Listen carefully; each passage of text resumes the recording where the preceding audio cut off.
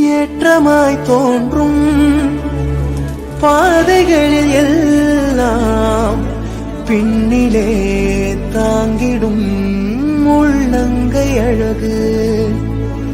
சருக்களாய் தோன்றும் பாதைகளில் எல்லாம் பின்னலாய் தாங்கிடும் விரல்கள் அழகு.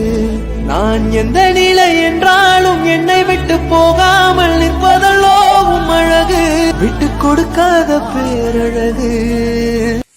ஐடியாஸ் எல்லோரும் எப்படி இருக்கீங்க? Welcome to my channel. Hope எல்லோரும் ஹெல்த்தியாக சந்தோஷமாக இருப்பீங்கன்னு நினைக்கிறேன்.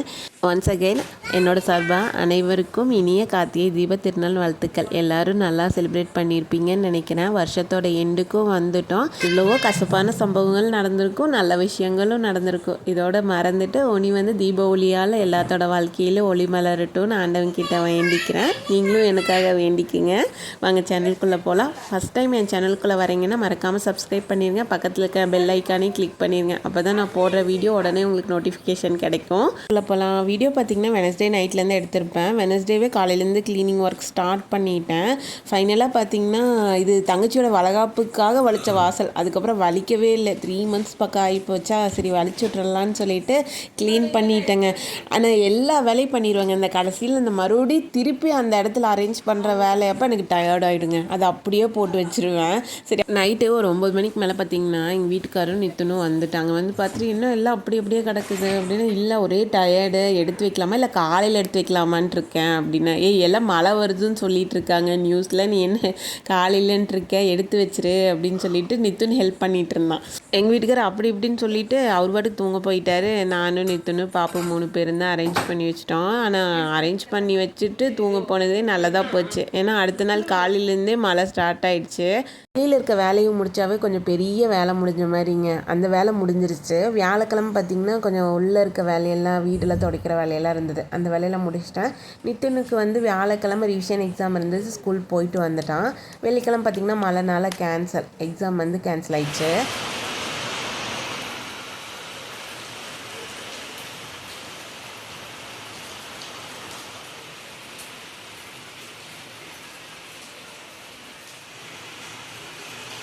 வீடியோ பார்த்திங்கன்னா வெள்ளிக்கிழமை காலையிலேருந்து கன்டினியூ ஆகுது. வெள்ளிக்கிழமை ஸ்கூல் லீவுன்னு நியூஸ்லி கன்ஃபார்ம் பண்ணிட்டாங்க. எப்போ கூப்பிட்டா கூட எந்திரிக்க மாட்டான். ஆனால் லீவுன்னு சொன்னோன்னே அப்போயே எந்திரிச்சு வந்துட்டான். பாப்பாவுமே பார்த்திங்கன்னா நித்துன் வீட்டில் இருந்தானா எந்த விஷயமும் அண்ணா தான் பண்ணணும், நான் அப்போ தான் பண்ணுவேன் அப்படின்னு கொஞ்சம் அடமெண்ட்டாக இருப்பான். சரி அவங்களே 2 பேர் பண்ணட்டும்னு விட்டுட்டேன். பாப்பாவே கொஞ்சம் டேக் கேர் பண்ணிக்குவான்.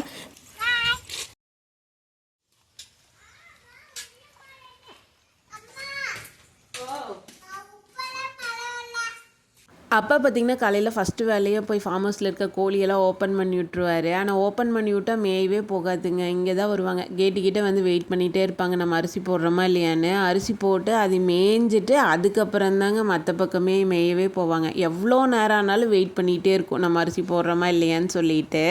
நானும் பார்த்திங்கன்னா டிஃபனு லஞ்சு எல்லாம் முடிச்சுட்டு வரக்குள்ளே 1 மணியே ஆகிப்போச்சு. 1 மணிக்கு மேலே பாப்பா கூழெல்லாம் ஊட்டிட்டு குளிப்பாட்டிட்டு தூங்க வச்சிட்டோம்னா நம்ம அடுத்தடுத்த வேலையை பார்த்துக்கலாம். இன்றைக்கி கொஞ்சம் டிலே ஆகிடுச்சு தூங்க வைக்கிறதுக்கு.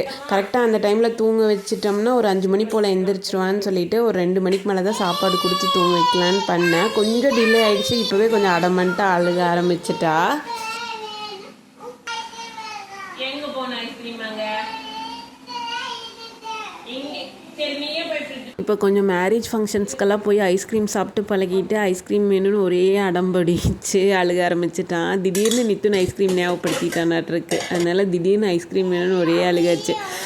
தூக்கம் வந்துட்டாவே இப்படி தான் ஏதாவது வேணும்னு கேட்டு அழுதுட்டுருப்பான். சாப்பாடு போட்டு ஊட்டி விட்டு கரெக்டாக அப்பா வந்துட்டார். அப்பாவுக்கு சாப்பாடு போட்டு நித்துனுக்கு பார்த்திங்கன்னா சாப்பாடு பிளேட்டில் போட்டாவே கை டிவி சுவிட்சுக்கு போயிடும். டிவி போட்டு விட்டுட்டு தான் உட்காரவே செய்வான். நானும் சொல்லுவேன், சாப்பிட்றப்ப டிவி பார்க்காத, அதை அவாய்ட் பண்ணுன்னா கேட்கவே மாட்டான்.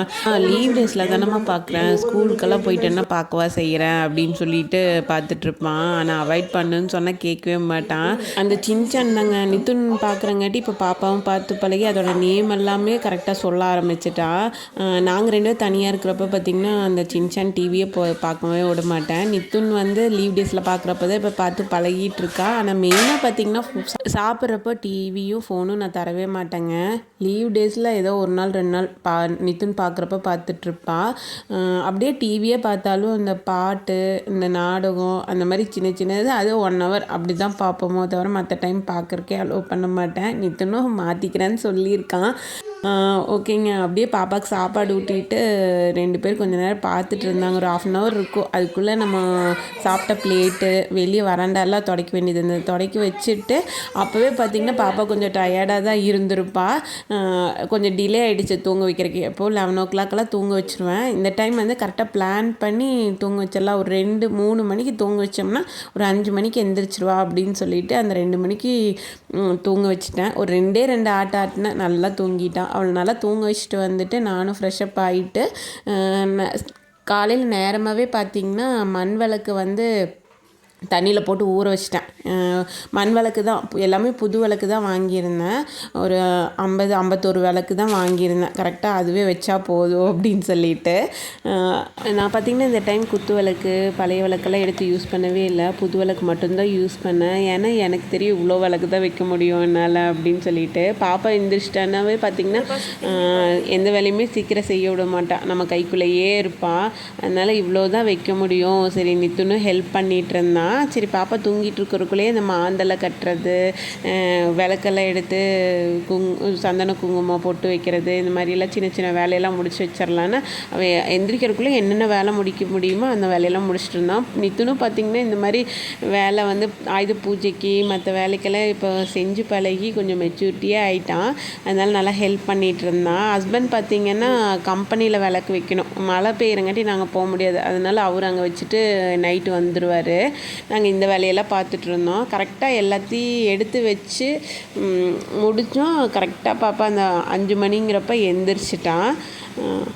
எண்ணெயெல்லாம் பார்த்திங்கன்னா ஒரு குண்டால் ஊற்றி ஒரு கரண்டி போட்டுட்டேன். விளக்கு ஊற்றுற அளவுக்கு சின்ன கரண்டி. அப்போ தான் வந்து நம்ம விளக்குக்கெல்லாம் ஊற்றி வைக்க முடியும் அப்படிங்கிறக்கோசரம்.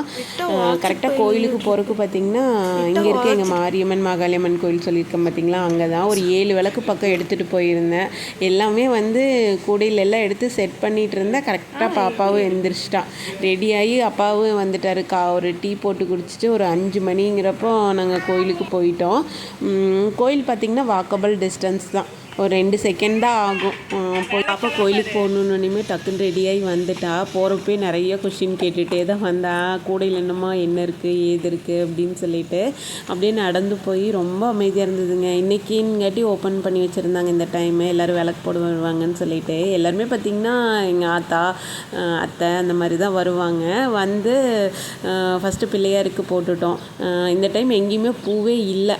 எப்போவுமே பூ பார்த்திங்கன்னா எங்கள் வீட்டில் நிறையா இருக்கும். இன்றைக்கின்னு பார்த்து பூ இல்லை. வரப்போ ஒரு அருகம்புல் மட்டும் கொஞ்சம் பொறிச்சிட்டு வந்துட்டேன் பிள்ளையாருக்கு வச்சிடலான்னு சொல்லிட்டு.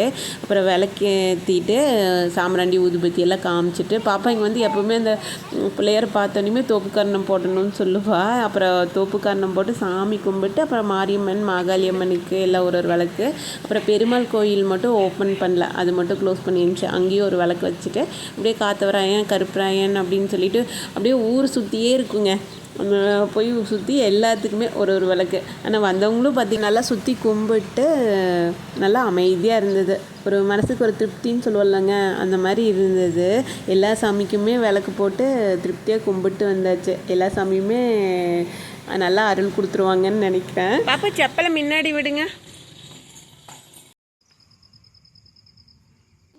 லாஸ்ட்டாக பார்த்திங்கன்னா இந்த கருப்பராயனுக்கு விளக்கு போடணும். இந்த கருப்பராய சாமினாவே நான் சின்ன வயசில் விடாது கருப்புன்னு ஒரு ராஜ் டிவியில் ஒரு நாடகம் போடுவாங்களாங்க, அதுதான் ஞாபகம் வரும் எனக்கு. அப்போ இருந்தே எனக்கு கருப்பராய சாமினாவே நினச்சாவே பயமாக தான் இருக்கும்.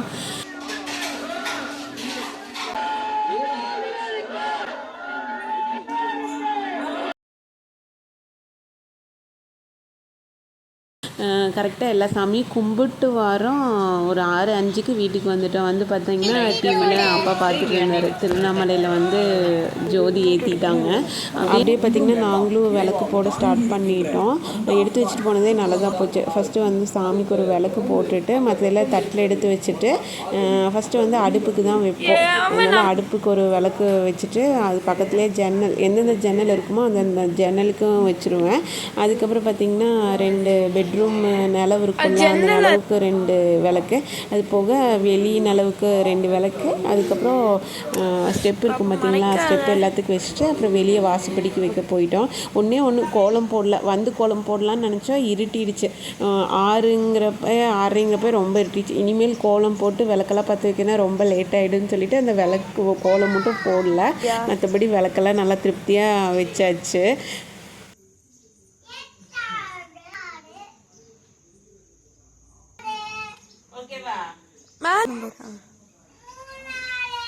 ஸ்டெப்புக்கு மேலெல்லாம் போய் வைக்கலங்க, மழை பெஞ்சிருக்கங்காட்டி கொஞ்சம் ஸ்லிப் ஆகும். பாப்பா கூட்டிகிட்டு போய் வைக்கிறதெல்லாம் ரொம்ப கஷ்டம். அதனால் நான் இங்கே வீட்டுக்குள்ளே மட்டும் வச்சுட்டு வெளியே கொஞ்சம் வைக்க வேண்டியது இருந்தது.